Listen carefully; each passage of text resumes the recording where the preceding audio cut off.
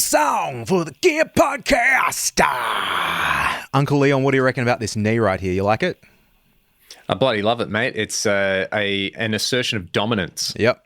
Knees up. It's, what is it now? 37 degrees? 36 degrees. That's Celsius, kids. 36 degrees Celsius, 37 degrees Celsius in beautiful Morley, Western Australia, Uncle Leon. How you feeling? You got shorts on or jeans on today? Would you believe, Troy, I'm wearing jeans because it is also 37 degrees here and the air conditioning's on. So first world privileges engaged right now, mate. We can do this podcast in absolute comfort. Thanks to all our fantastic viewers and subscribers. Thanks to everybody who's been enjoying the pod and listening on their favorite platform and on YouTube. It's nice to know that our often incoherent rambling is received by at least some people.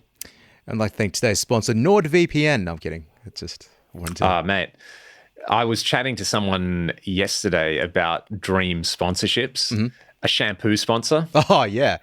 I'm just putting that out there. If there's anyone with any hookups for, hair care products or shampoos or conditioners, come and chat to the Gear Podcast. We would love to shill your products on here. Honestly, man, I mean, I don't know if I should say this or not, but I'm still on. Every time I move away from it, it gets worse. I'm on the Head and Shoulders.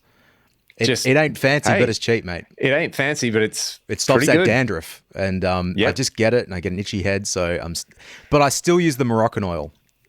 There you go. I think we spoke about it a little bit. Yep, it really makes a difference. My sister got me this cool lotion stuff for Christmas maybe 2 years ago, and I ran out of that. I really liked that, but at the moment, all I've got going is the Moroccan. I've got one of those leave-in conditioners that, when I remember, is pretty nice. Yep. But the itchy head, there was someone who got a little bit upset that we were talking about maybe washing our hair. How often do you wash your hair, Troy?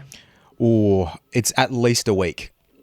Yeah, that's fine. Minimum week, up to 2 weeks, depending on how lazy I am, which I know is very gross, but also I don't like overwashing it.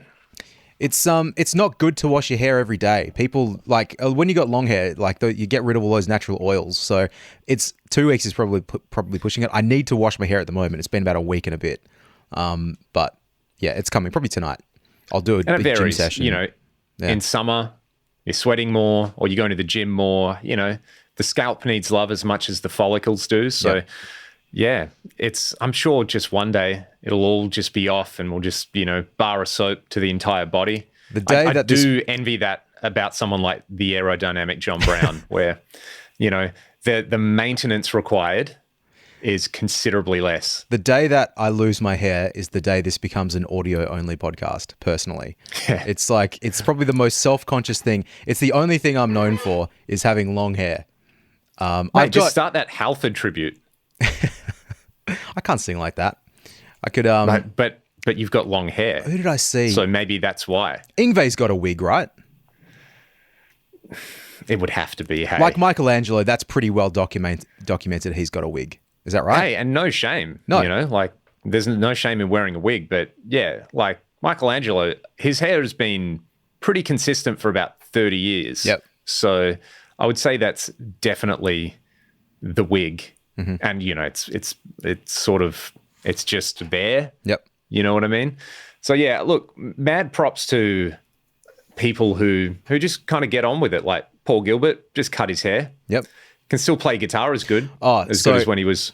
On Paul Gilbert, just as I was waiting to start this podcast, this video came up for me. It was... the title is Paul Gilbert 1992 DiMarzio interview. So it just made me laugh. It's from it was put online 15 years ago.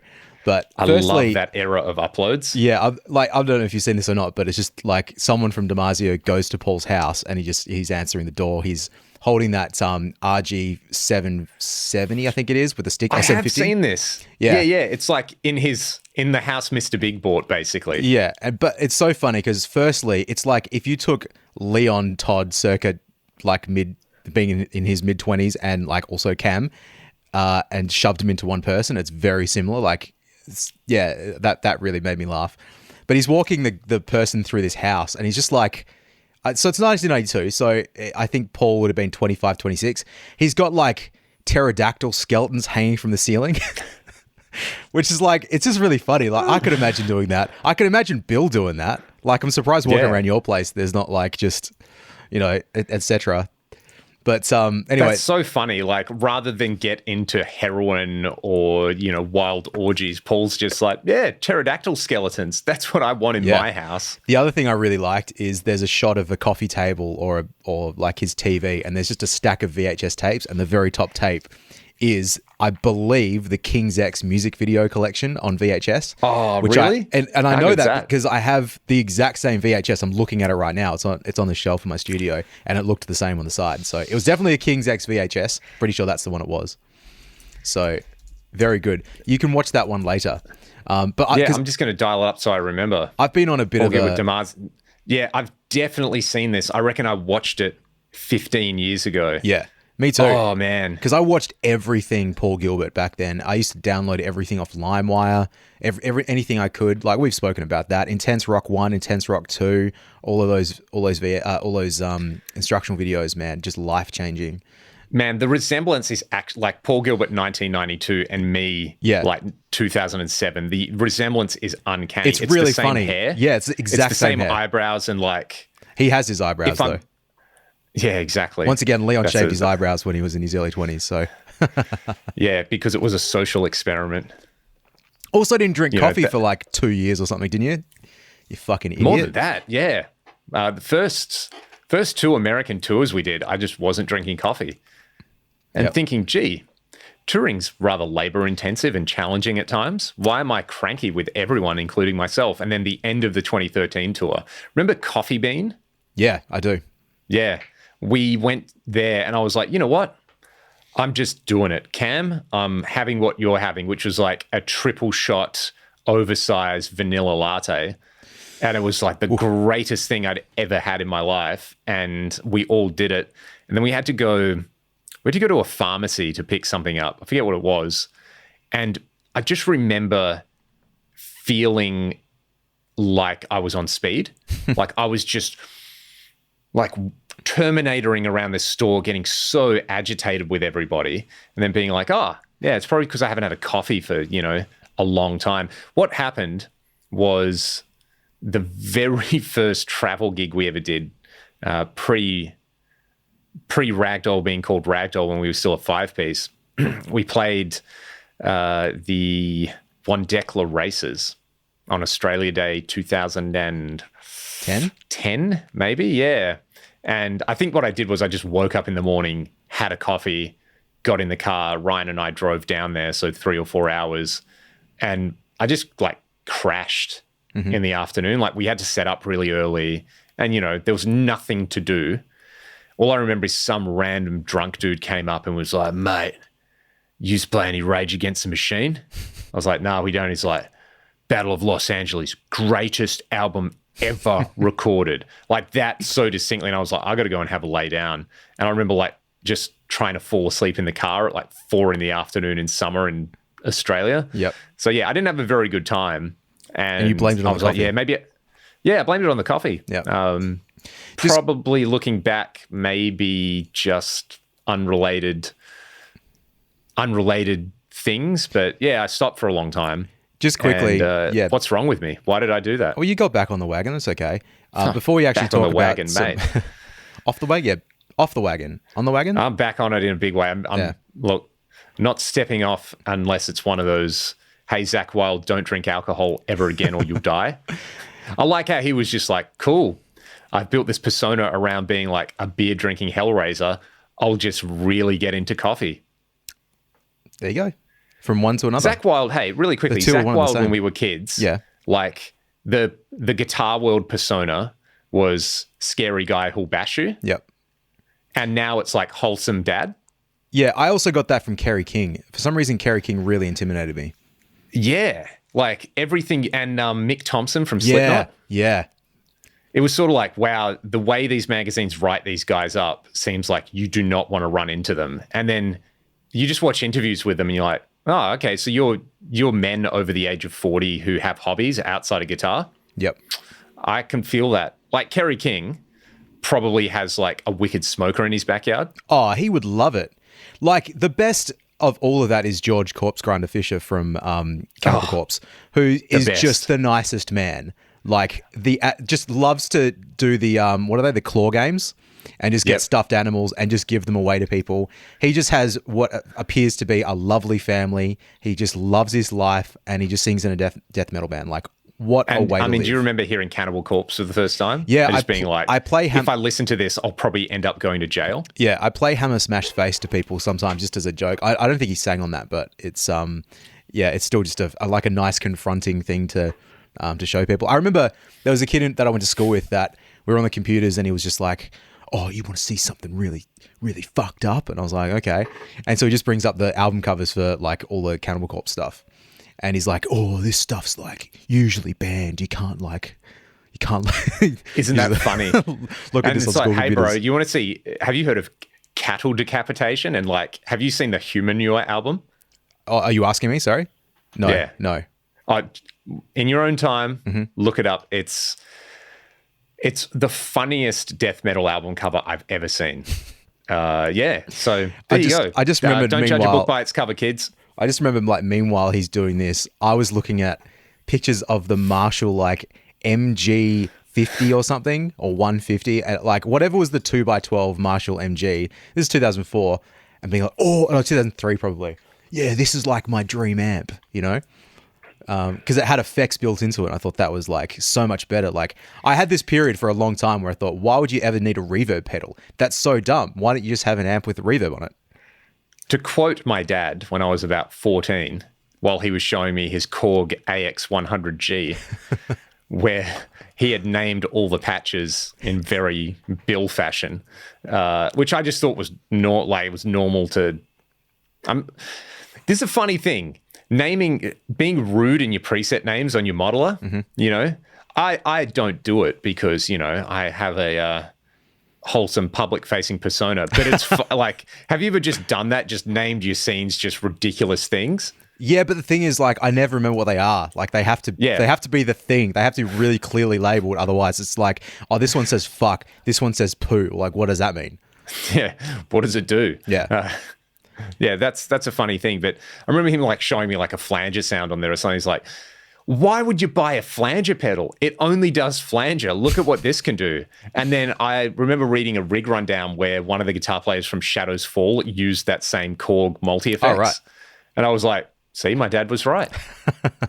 Bill, tick. Does he ever watch this? Does he watch this podcast? Probably not, but he definitely watches my channel. Yeah, that's surprising. Like, you know, there's just an hour and a half of his son talking about guitars. Like, you'd think he'd be all over that. It's too much even for him. Anyway, we've had our fun, ladies and gentlemen. We're going to get into the topic for today's video, which we caught up on the weekend, by the way, and like we've already been through this days ago. So it's all old hat. Anyway, go on. Sorry, Uncle Ian, I can't help myself. How do you make your modeler loud, Troy? Oh, I'm talking about you. Me right personally. Now. Well, let me see. The modeler that I use the most these days is an HX Stomp, probably. And most of the time I plug it into a powered, some sort of powered system. Either it's a couple of Mackie Thump speakers, I think they're Thumps, for front of house, and then a little Behringer foldback speaker, 12-inch foldback speaker that I paid $150 for. That might be broken. So that's how a big budget solution is what you're saying. That's how I usually plug in my modeler. What about you, Uncle Leon? Well, depending on the gig, Troy, often it's straight to a mixer, and then we have like a Yamaha PA. Mm-hmm. But recently I've been using the Red Sound guitar FRFRs. Is that the one that vocal PA? Oh, okay, yeah. Because I was talking about that with someone last night, and I was like, "Oh, I didn't know what that."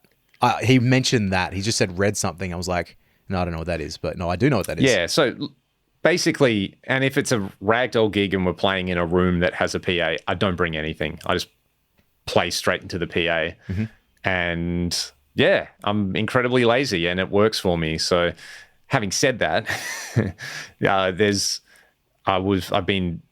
I've mentioned to a few people recently, and I know you've been doing it, where it's like, you know, gigging with a guitar cabinet is kind of fun. Mm-hmm. You know, so I'm also in that mood of like, well, maybe I'll get a 1x12 or something and just just for fun. But the little red sound FRFR is awesome for and especially for rehearsals, when when you have to go to a room and actually not play through a PA, that's when you need a solution. But I guess I'm going to recap my history of making modelers loud. So I got an Axe-FX Ultra in 2016. Your old one? I know. I bought that in 2011. We'll come back to me with that one, and you continue. Yeah. You bought that in 2016 and immediately dropped 2016, I immediately dropped it, ruined one of the rack ears on there, but that's a story for another time. And the first gig I did with it ran into the effects return of a DSL. Mm-hmm. Did a bunch of gigs like that. I think I might have done one gig where I ran into the effects return of my Recto, but tube power amp. Mm-hmm. Then I got a Matrix power amp, and that was pretty cool. And I'd use one side of that in mono. This is the AX8 days. We used to call it the monoblock setup, where we'd do a gig where we'd put Ryan's 1x15 Mark bass cab behind the drums, and then my little Ampeg 1x12 on top of it. Yeah. And then the Matrix power amp would power bass and guitar. And then I got an Atomic CLR and then the red sound stuff. So that was sort of, actually we moved over to in-ears. So having amps on stage wasn't a thing anymore. But yeah, the more and more stuff I've done, it's like, maybe having amps on stage is, carrying around a subwoofer or carrying around a bass cabinet. What's easier? That's basically the devil's bargain with that kind of thing when you're doing the gigs that we do. So that's kind of what I've been using. I guess, like, just for context, so I this was just a little idea that I wanted to discuss, because it does come up a lot. It comes up a lot in the stuff that I do. Like, how am I going to run a rig? How am I going to move my equipment around? Speaking to someone last night, we were just going through different, with an FM9, just trying to work out how to make it sound the best, what playback system, I suppose, sounds the best. So, just also for context. So last night we tried little 1x10, like a 10-inch with a horn, like powered speaker. We tried a big powered JBL 15-inch and a horn sort of guy, and then some studio monitors, and just sort of to hear the difference. Of which, I've done these sort of tests before. It's been a little while, because for me now it's mostly about convenience. And I rock up to my gigs and I just plug my thing in, because the pedal board is very self-contained and I don't have to think about it anymore. But it's kind of an interesting,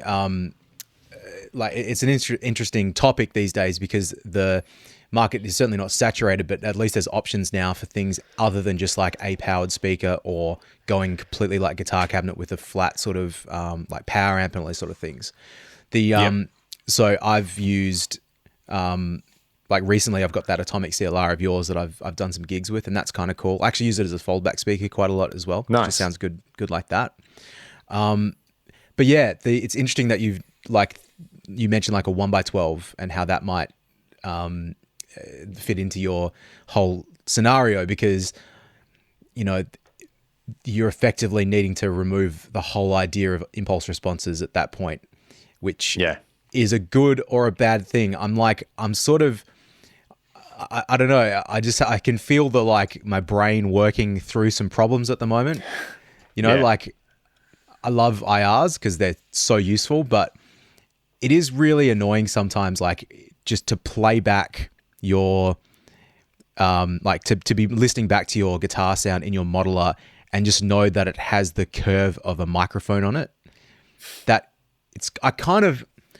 really struggle with that. It's really necessary, because obviously the mic's picked up the sound, but it's never going to sound like a guitar amp if it's got a frequency response of an SM57 or a Royal 121 or something superimposed onto it. It's kind of weird. How do I make this thing sound like a cab in a room? And the answer is to get a power amp and a guitar cab. Yep. That's it. That is the only thing. I say to people, I've got loads of students and I've built rigs for people where they're like, okay, I'm coming from a traditional guitar rig. What should I do? And it's like, well, basically think of the Fractal, the Helix or Quad Cortex, whatever you're using. That's replacing your pedal board and your amp head. Get a power amp, whether you want to do the Class D thing, whether you want to do the Class A/B thing, whether you want to get a tube power amp. I had a session with a guy in New Zealand yesterday. Shout out to Pete. And he's got one of the Freyette chunky boy power amps and a Recto 4x12. The 292? Yeah, the 290. Yeah, well, I've got one right here as well, so shout out Richard. XFX 292 rectifier straight oversized cabinet, and he was like, it's just awesome, you know?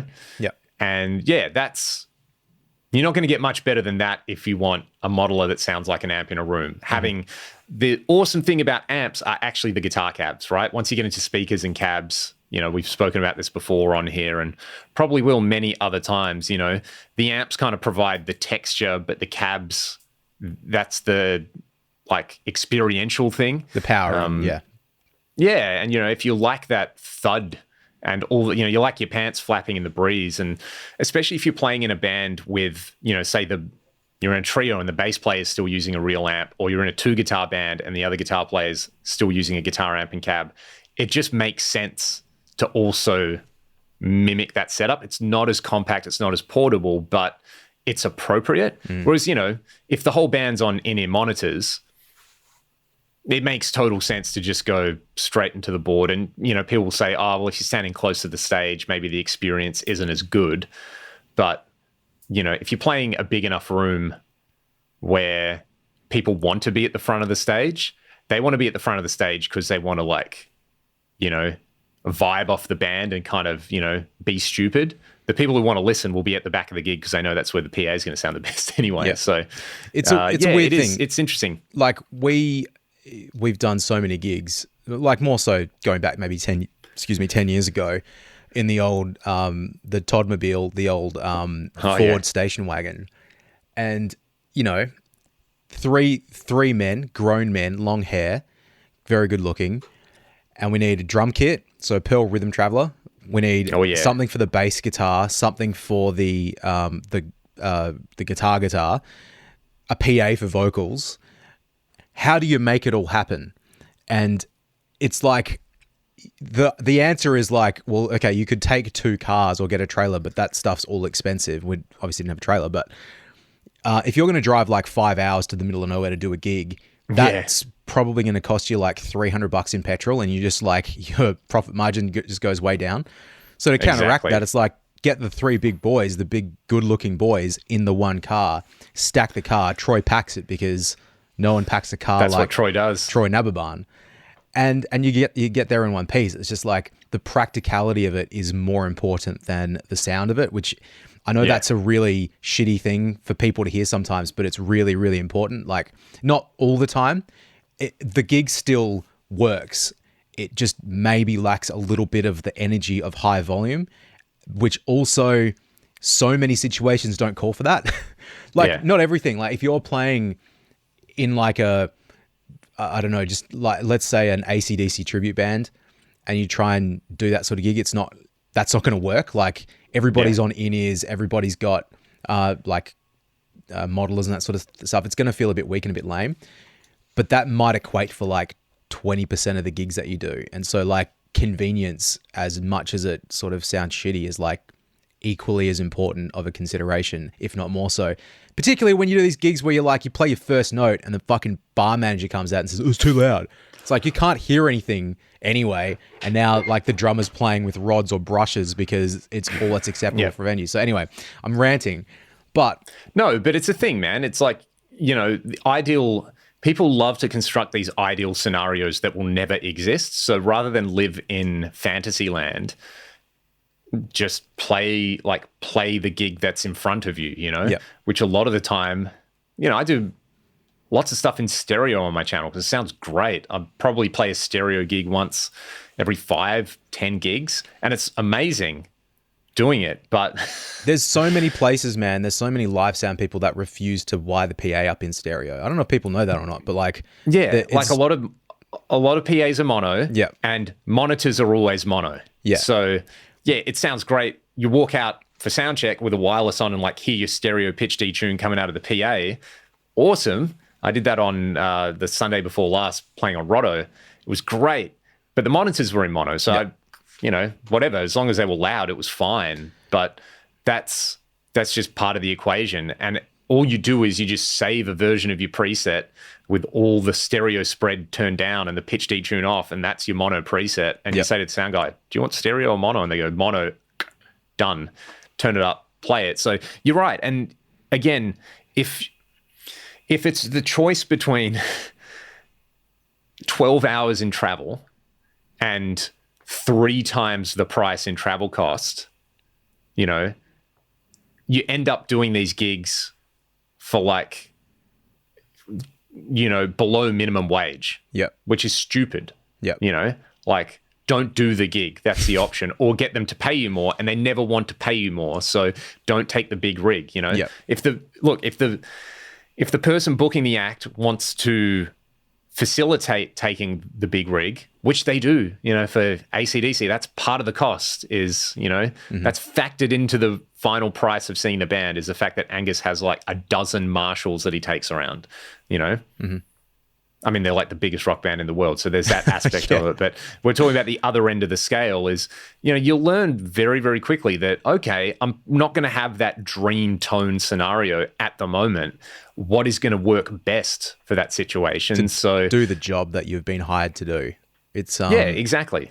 It's like I've had this discussion with someone recently too of like not wanting to, like, okay, I'm talking like playing covers, like that's the be all end all, which it certainly isn't. It's just a job that I do. When you are doing that job and someone requests that you play a song, you learn the song and you play the song. It's as easy as that. Like, you don't have a hissy fit about, oh, that's not the vibe of this band and all this sort of stuff. It's like, man, like, why do the gig at all? You're not there for you. Exactly. You're there for like... And it's fine. If you don't want to do this, don't do the gigs. You know, you don't want to deal with that aspect of it. Don't play in a cover band. Yeah. But like, I just... Easy. I find that stuff like, really strange. Like, again, when you're hired to do it like a job for the sake of, you know, entertaining people or whatever. So not all the music that you do is just about like self-gratification. But I guess like to bring this back around to the topic of the FR stuff or what to use at a gig.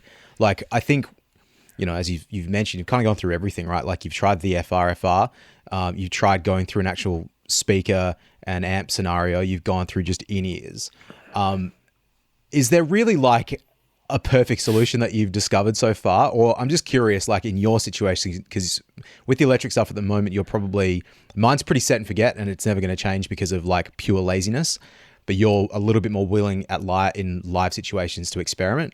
So I'm just curious, like what is still lacking with the setup that you have at the moment, or what has changed in your current setup that has been a step up from like the previous thing that you used?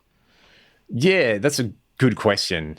And the actual reality is, this is a big thing, right? Oh, hey, I did a gig. The question on the internet I get, I did a gig and someone said it wasn't the greatest thing they've ever heard in their life.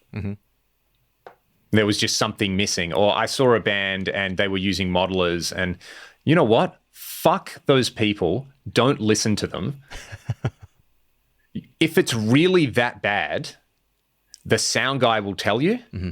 Or if it's really that bad and the sound guy is really bad, then people aren't, then people, it's going to be pretty self-evident, you know? It's like, number one, do what works. Like, stop overthinking every aspect of your rig. 2, realize that unless you're willing to pay another human being to run sound for your band, or you're going to build an be-all, end-all, foolproof in-ears rig and take a PA to every gig, that it's never going to be perfect. You know? That's it. Most of the gigs most people are doing are not perfect. So there is a good argument to be made. Make your rig as like normcore as possible. So this is where the play your modeler into a guitar cabinet comes in. It's actually pretty good advice, because you go into a room where they go, oh yeah, we don't mic guitar amps. You have to turn your amp up. We only mic the vocals. 1, stop playing those gigs. So basically don't play. For a lot of people, that means don't play gigs. Or keep playing those gigs, have a guitar cab, turn it up really loud, and realize that that's the vibe. is like, yeah, it's not super slick and professional. It's not an arena. You're just there to have some fun with your mates. That's totally cool as well. There's absolutely nothing wrong with that. There's nothing wrong with that vibe. It's super fun. Trying to like shoehorn super like arena rock rigs into what you're doing in a pub band that's basically playing for the kick of it is kind of missing the point, right? It's fun to nerd out about that stuff, but it's also just irrelevant. It's like, you know, people who use in-ears for duo gigs. Totally fine if you don't mind getting there to the gig early to set up your wireless mic and your in-ears so you can walk around, you know, the local beer and wine festival and sing to dogs.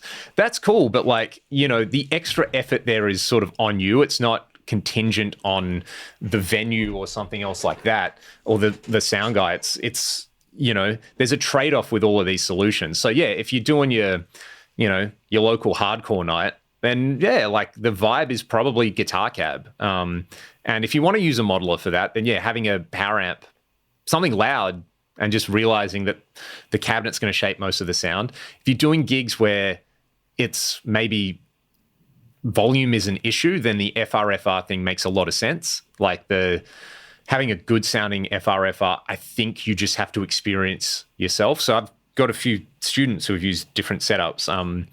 Shout out to Chris, who's probably not listening to this, but Chris, if you're listening to this, when I first started teaching him, he had one of the new Fender ToneMaster Deluxe reverbs, mm-hmm. and he got an FM3 to replace like 4 or 5 pedals. Yep. And he was running that rig for a while, and it was awesome. He was like literally tube screamer, Boss tuner, Boss delay, and there was like a compressor pedal on there or something. And he came around, he's like, these are my pedals. I want these sounds at these settings out of this other box into this amp. Cool. Set it up in an hour. It was awesome. And yeah, you know, the convenience. And I was like, oh, you know, you can organize them into scenes and here's your solo thing. So that was a really good solution to like replace a pedal board. Mm-hmm. And it's still, the thing is for him, he's coming from a world of playing guitar amps and Fenders in particular. So he's still got that, oh, when I turn the amp up to 6, that's where it sounds best. But I probably have to play it at 4 for most gigs. Mm-hmm. And if it's too loud, I just like turn the amp around. That's the strategy for it. And he ended up, about a year later, he bought one of the Bunta QSC PA speakers. Oh, yeah. And was just like, okay, well, I want to do this now. What do I need? And it's like, okay, the best solution for him was take your pedal board preset, place an amp and a cab block at the end of the chain, and still run, you know, delay and reverb in front of the amp, just like a regular rig. He still runs his rig like that. Yep. And it's great, you know, and he's got and it's like, if you want to be louder, you turn your PA speaker up. Mm-hmm. You don't turn your FM3 up because you're also sending that to the PA. So, yep. You know, effective gain staging. And, you know, we've been back and forth a few times with a few things where it's like, that's where you go down the IR rabbit hole and figure out what works for you. And, you know, should you leave it wide open? Should you cut it? Should you have separate kind of sends? But, yeah, you know, he's had a few situations where he's like, oh, yeah, the sound guy mic'd my FRFR.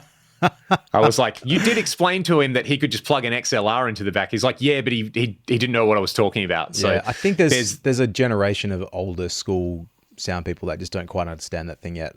I sort of understand a speaker like that though. Like, man, like only miking the woofer part of it though is going to sound a bit rubbish. And I feel bad for him because I was like, oh, dude, that really, really sucks. You know that. And he was like, yeah, I was trying to explain to him, but, you know, he wouldn't have any of it. And the other thing that's contingent on this stuff is time, right?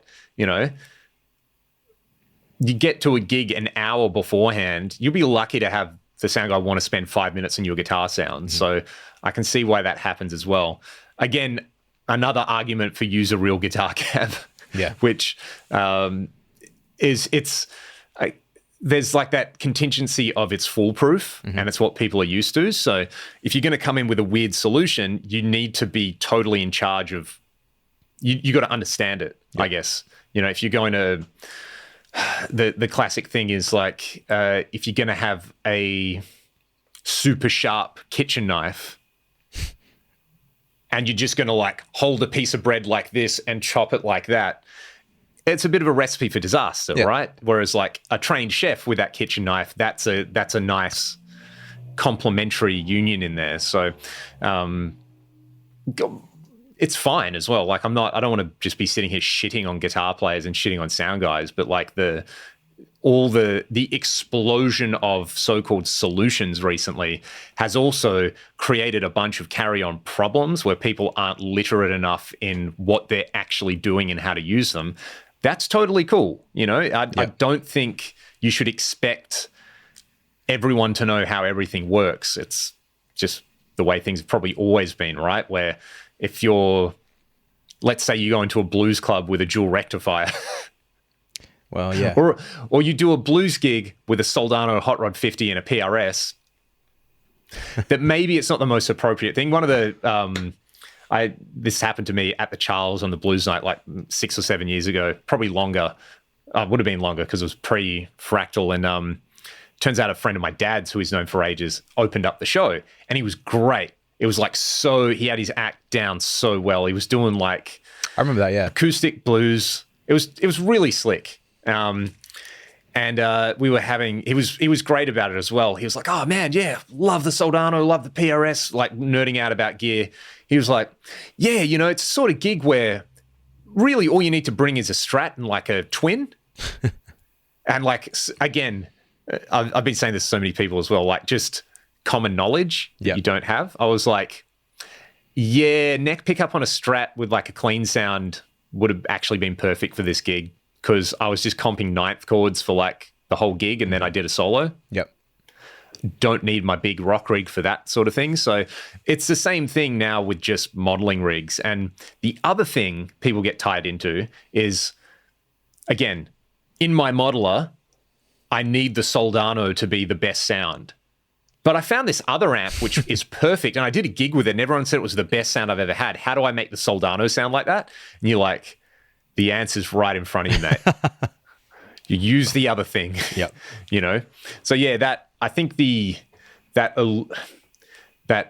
illusion of choice sometimes plays against people. So yeah. Back to my original point. Yeah, the choice in general is so fucked in these units. Like, you've got how many amps are in the Axe now? Like 200 and something? More? I mean, they've got, keep in mind that, you know, you have like a Cameron CCV and there's 1, 2, 3, 4, 5, 6 different modes of it modeled. Mm-hmm. So there's 326 amp models. Well, that's quite probably representative of 200 real amps. Yep. More. Have you would have gone through everything by now, right? Is there anything you haven't? No, there's probably a few in there. Like, I don't know. What's the Ruby Rocket? I don't think Is that a Framus? I've probably played it. No, it's I think it's like a train wrecky style thing. I've probably played with it before. But yeah, there's a lot of stuff in there where it's just like, okay, it's fun to play, but man, sometimes I just want the thing. I did a gig, okay, so here's a good example of this.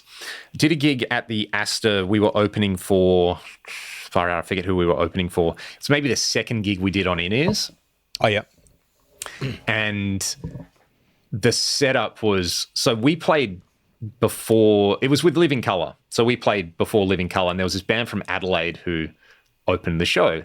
And I won't name names, but they borrowed Cam's kit and they like stood on his kit as part of the thing, and the drummer broke some of his sticks. Like, what the fuck are you doing? He was he was like the angriest I've ever seen him.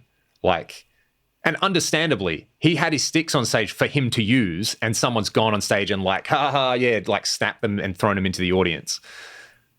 Like, what are you doing? Anyway, so he was furious, and then they were having, the stagehand was like, I was like, oh, we're running in-ears. Can you just give me a mono feed so that I can plug it into our in-ears mixer and then do the gig? And, you know, that was a pain. And, you know, there was just like, there was a lot of faffing around in the 20 minutes we had to set up and play. And by the time we played, it was one of those like, all right, well, hey, it's 9 o'clock and we have 30 minutes. Let's just blast it. And we can I'll delay the being upset about everything for 35 minutes. Yeah, and I think I was using the Recto model and the Axe 3. It was one of the first gigs I did with the Axe 3. and the sound guy was like, yeah, it was good. It was like I just struggled a little bit, kind of to get enough mid-range out of it. And I was like, okay, cool. Like, mental note taken.